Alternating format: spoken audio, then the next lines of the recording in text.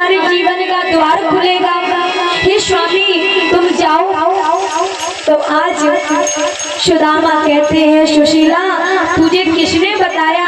अरे वो मेरे बचपन का मित्र है, पता नहीं उसे याद होगा। हाँ या ना?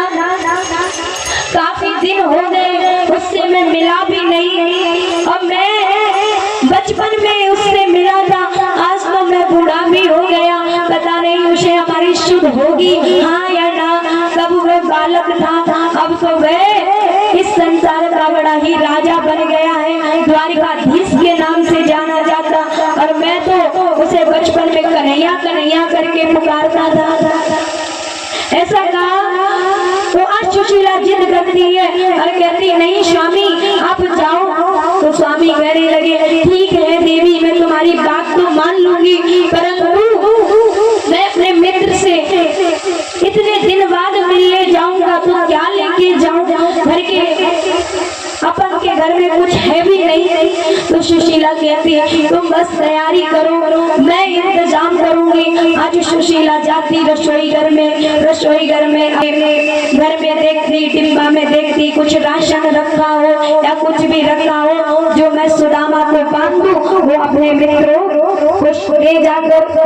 जब ऐसा कहा तो रसोई घर में देखा तो कुछ भी नहीं। तो आज सुशीला मन ही मन विचार करती और कहती मैं आज उनको द्वारिकाधीश में ले अवश्य भेजूंगी, और मैं चाहे कहीं से भी लेकर आऊं लेकिन उनके मित्र के लिए कुछ ना कुछ जरूर भेजूंगी।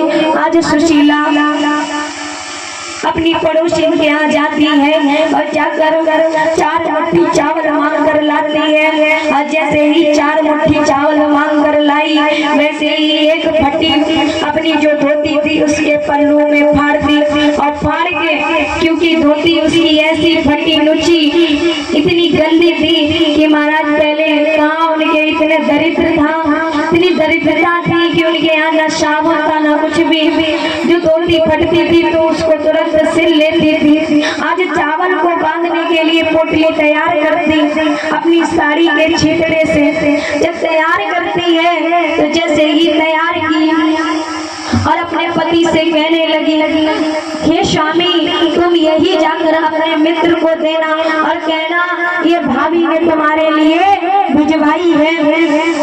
तो आप सुदामा देखते हैं और मन ही मन में विलाप करते हैं कि बताओ मेरा मित्र इतना बड़ा मित्र है और मैं उसके लिए ये छोटी सी फटी पुरानी की बनी हुई पोटली दूंगा जाके तो मुझे कितनी लज्जा आएगी।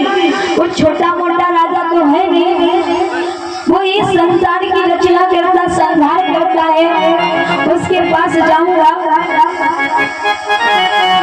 मुझे बड़ी लज्जा आएगी।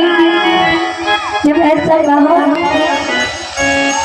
तो मन ही मन में विचार करता हूँ, बड़ा विलाप करता है और कहता है महाराज ऐसा संकट किसी के आगे ना आए जो वह गरीबी में इतना गरीब हो जाए कि वो किसी के यहाँ मिलने जाए तो उसे दूसरे के घर कुछ मांगना पड़ जाए, ऐसी गरीबी किसी के आगे कभी भी ना आए। तो आज जब सुशीला ने पोटली तैयार की तो जैसे ही पोटली तैयार की तो सुशीला कहने लगी कि मेरा एक और संदेशा अपने मित्र को देना जाकर, बड़ा ही विलाप का संदेशा। क्या कहती सुशीला? बड़े भाव से कहती है एक मास दो पक्ष में, एक मास दो पक्ष में दो एकादशी हो, मेरे घर गोपाल प्रतिदिन एकादशी हो।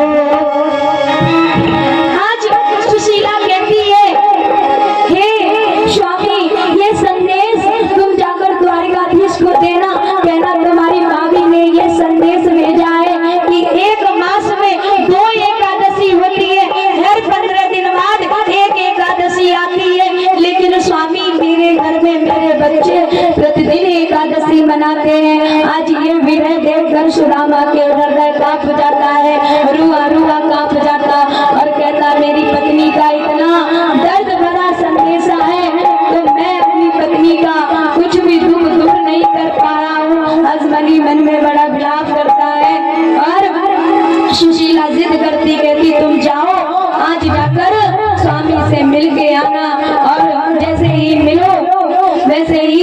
मुझे जल्द से जल्द संदेशा भिजवाना। तो आइए सभी लोग भाव के साथ